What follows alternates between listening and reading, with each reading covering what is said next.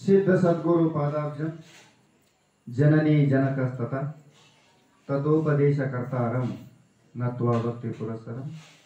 ಸದ್ಗುರುಗಳನ್ನ ಮನೋವಾಕ್ಕಾಯಗಳಿಂದ ನಮಿಸಿ ಜಗದ್ಗುರು ಜಗದ್ವಂದ್ಯ ಅದ್ವೈತ ಸಾರ್ವಭೌಮ ಸಾಧು ಚಕ್ರವರ್ತಿ ಸಿದ್ಧಾಡಪ್ಪಂಗಳ ಪವಿತ್ರ ಪಾದಾರವಿಂದಗಳಿಗೆ ಅನಂತ ಕೋಟಿ ದೀರ್ಘದಂಡತ್ತು ನಾಮವನ್ನು ಸಮರ್ಪಿಸುತ್ತಾ ತತ್ಸ್ವರೂಪರ್ಯಾದ ಸ್ಥಿತಪ್ರಜ್ಞೆ ಮೌನಯೋಗಿ ಗುರುನಾಥೋಡಪ್ಪಂಗಳ ಶ್ರೀಚರಣಕ್ಕೂ ಅನಂತ ಪ್ರಣಾಮಗಳನ್ನು ಸಮರ್ಪಿಸಿ ಇವತ್ತಿನ ಕಾರ್ಯಕ್ರಮದ ದಿವ್ಯ ಸಾನ್ನಿಧ್ಯವನ್ನು ವಹಿಸಿಕೊಂಡಿರುವ ಪರಮ ಪೂಜ್ಯ ಜ್ಞಾನವೃದ್ಧರು ವಯೋವೃದ್ಧರು ಆಶ್ರಮವೃದ್ಧರು ಆಗಲ್ಪಟ್ಟಂತ ಬ್ರಹ್ಮಾಡಪ್ಪಂಗಳವರ ಶ್ರೀಚರಣಕ್ಕೆ ಅನಂತ ಶಿರವಾಗಿ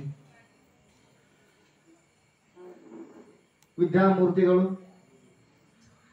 ವಯೋವೃದ್ಧರು ಆಶ್ರಮವೃದ್ಧರು ಆಗಲ್ಪಟ್ಟಂತ ಪರಮ ಪೂಜ್ಯ ವಿದ್ಯಾನಂದಪ್ಪಂಗಳವರ ಶ್ರೀಚರಣಕ್ಕೂ ಅನಂತ ಪ್ರಣಾಮಗಳನ್ನು ಸಮರ್ಪಿಸುತ್ತಾ ಸದಾ ನನ್ನ ಏಳಿಗೆಯನ್ನೇ ಬಯಸುತ್ತಿರುವ ನನ್ನ ಆತ್ಮೀಯರು ಆಗಲ್ಪಟ್ಟಂತ ಸಿದ್ಧಾರೂಢ ಮಠದ ಧರ್ಮದರ್ಶಿಗಳು ಪ್ರಕರಣ ಪ್ರವೀಣರು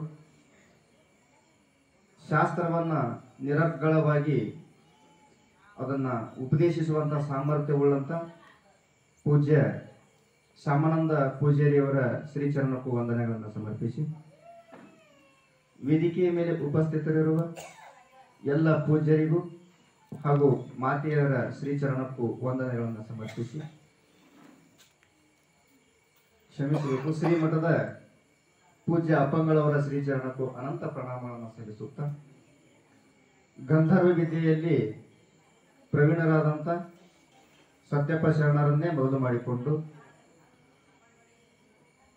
ತಮ್ಮೆಲ್ಲರ ಸದು ಹೃದಯಕ್ಕೆ ಸಾಕ್ಷಿಯಾಗಿ ಬೆಳಗುತ್ತಿರುವ ಪರಶಿವನಿಗೂ ನಮಿಸುತ್ತಾ ತಮ್ಮೆಲ್ಲರಿಗೂ ಶರಣ ಶರಣ.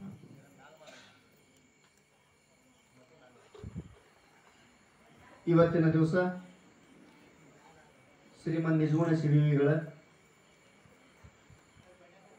ಗಳಿಂದ ವಿರಚಿಸಲ್ಪಟ್ಟಂತ ಕೈವಲ್ಯ ಪದ್ಧತಿಯ ನೀತಿಯ ಕ್ರಿಯಾಚರಣ ಸ್ಥಳದ 16ನೇ ಪದ್ಯದ ಒಂದು ಪಲ್ಲವಿಯನ್ನ ಆಧರಿಸಿ ಇಲ್ಲಿ ತನಕ ಎಲ್ಲ ಪೂಜ್ಯರು ಉಪನ್ಯಾಸವನ್ನ ಮಾಡ್ಕೊಂಡು ಬಂದಿದ್ದಾರೆ.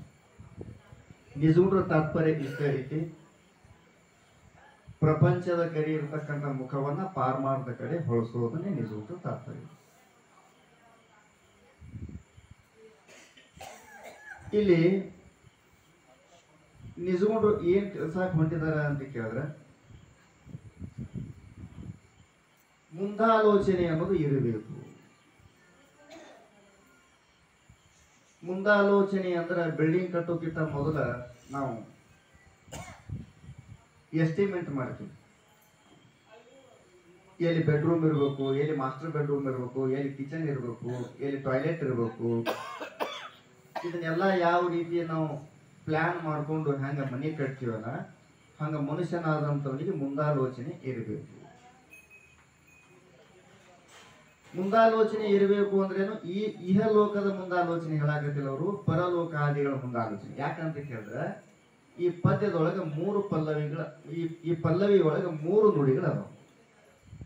1ನೇ ನುಡಿಯನ್ನ ಕರ್ಮಕ್ಕ, 2ನೇ ನುಡಿಯನ್ನ ವಿಚಾರಕ್ಕ, 3ನೇ ನುಡಿಯನ್ನ ಭಕ್ತಿಗೆ ಅಂತೇಳಿ ಅದನ್ನ ತಿಳಿಸ್ಕೊಂಡು ಬಂದಿದ್ದಾರೆ. ಪಲ್ಲವಿಯ ಬಗ್ಗೆ ವಿಚಾರ ಮಾಡಿ ನೋಡ್ಬೇಕಂದ್ರೆ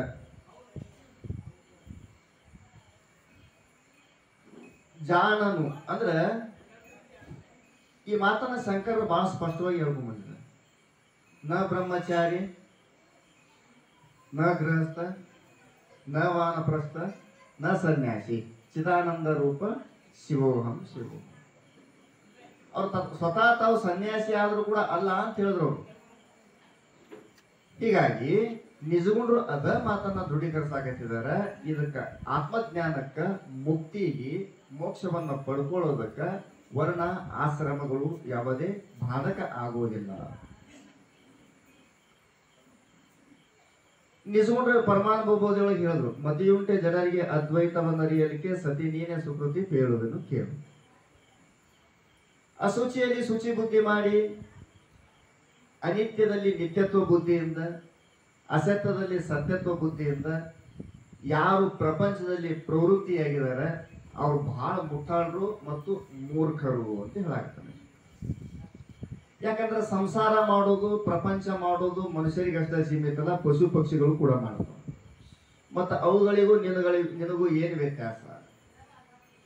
84 ಲಕ್ಷ ರಾಶಿ ಜೀವಿ ರಾಶಿಗಳೊಳಗೆ ಎಲ್ಲಾನು ಪ್ರಪಂಚ ಮಾಡೋದು ಎಲ್ಲಾ ಪ್ರಾಣಿ ಎಲ್ಲಾ ಜಂತುಗಳಿಗೂ ಗೊತ್ತೈತಿ.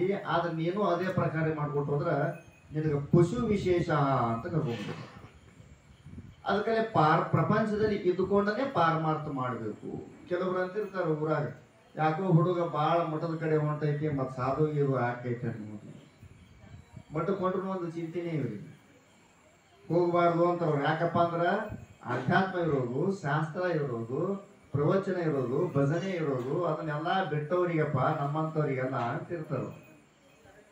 ಅವ್ರು ನಮ್ಮ ಪೂರ್ವದಲ್ಲಿ ಹೇಳಿದ್ರು, ನಮ್ಮ ಮುಂದಾಳದ ಶರಣರು ಏನು ಅಂತ ಕೇಳಿದ್ರೆ, ಈ ಪ್ರಪಂಚದಲ್ಲಿ ಇರ್ತಕ್ಕಂಥ ವ್ಯಕ್ತಿಗಳು ಪಾರಮಾರ್ಥ ಕಡೆ ಹೋಗುವುದಕ್ಕೆ ಬಯಸದೇ ಇರ್ತಕ್ಕಂಥ ವ್ಯಕ್ತಿಗಳು ಏನ್ ಹೇಳ್ತಾರಪ್ಪ ಅಂತ ಕೇಳಿದ್ರೆ, ಪುಟಾಣಿ ತಿನ್ನೋದು ಮತ್ತು ಪುಂಗಿ ಊದೋದು ಎರಡೂ ಏಕಕಾಲದಲ್ಲಿ ಆಗೋದಿಲ್ಲ. ಪುಟಾಣಿ ಎಲೆ ತಿನ್ನಬೇಕು ಒಂದು, ಇಲ್ಲಾಂದ್ರೆ ಪಿ ಎಲೆ ಓದಬೇಕು ಒಂದು. ಇದು ಯಾರ ಮಾತಪ್ಪ ಅಂತ ಕೇಳಿದ್ರೆ ಸಂಸಾರದಲ್ಲಿ ತಲ್ಲೀನರಾದಂಥದ್ದು ಮಾತು.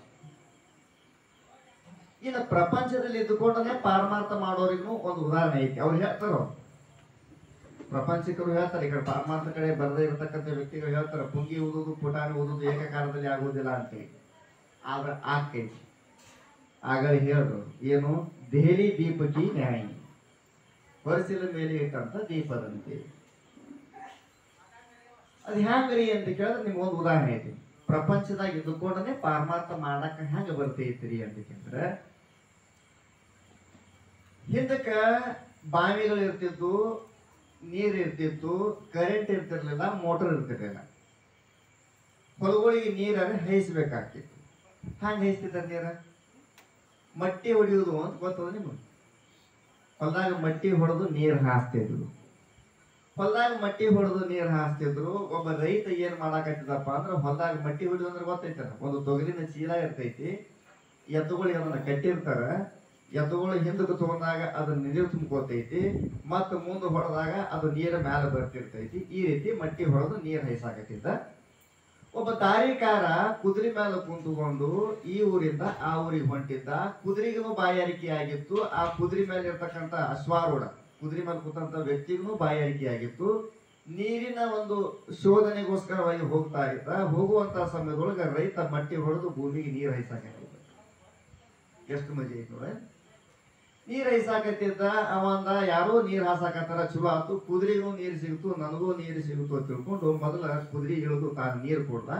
ಇನ್ನು ಕುದುರೆಗೂ ನೀರು ಕುಡಿಸಬೇಕು ಅಂತ ತಿಳ್ಕೊಂಡು ಆ ಬಾವಿ ಹತ್ರ ತಗೊಂಡು ಹೋಗ್ತಾನ.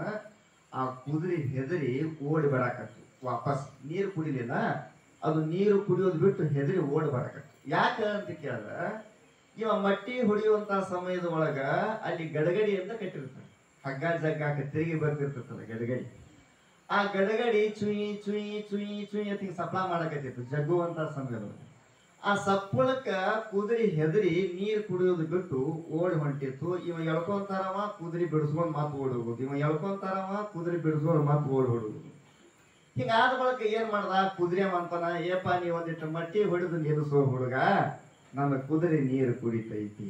ನಾನು ಮಟ್ಟಿ ಹೊಡೆದು ನಿಲ್ಲಿಸು, ನನ್ನ ಕುದುರೆ ನೀರು ಕುಡಿತೈತಿ ಅಂತ ಇವ ಎಲ್ಲ ಅಂದ ಬಳಕ. ಆದ್ರ ಆತಪ್ಪ ಅಂತೇಳಿ ನಾವು ಮಟ್ಟಿ ಹೊಡೆದು ನಿಲ್ಲಿಸ್ದ. ಕುದುರೆಗೆ ನೀರು ಕುಡಿಸ್ಬೇಕಲ್ಲ, ನೀರು ಬರ್ತಾವ ಇಲ್ಲೋ? ಬರ್ತಾವ? ಬರಂಗಿಲ್ಲ. ಮತ್ತೇನ್ ಮಾಡ್ಬೇಕು, ಮಟ್ಟಿ ಹೊಡೆಯಬೇಕ. ಮಟ್ಟಿ ಹೊಡೆದ್ರ ಕುದುರೆ ಓಡ್ತೈತಿ, ಮಟ್ಟಿ ಹೊಡೆದು ಬಿಟ್ರೆ ನೀರು ಸಿಗಂಗಿಲ್ಲ. ಅಂದ್ರೆ ಏನು, ಮಟ್ಟಿ ಹೊಡೆದೂ ಆಗಬೇಕು, ಲೈಟ್ ಹೋಗೋದು ಆಗಬೇಕು.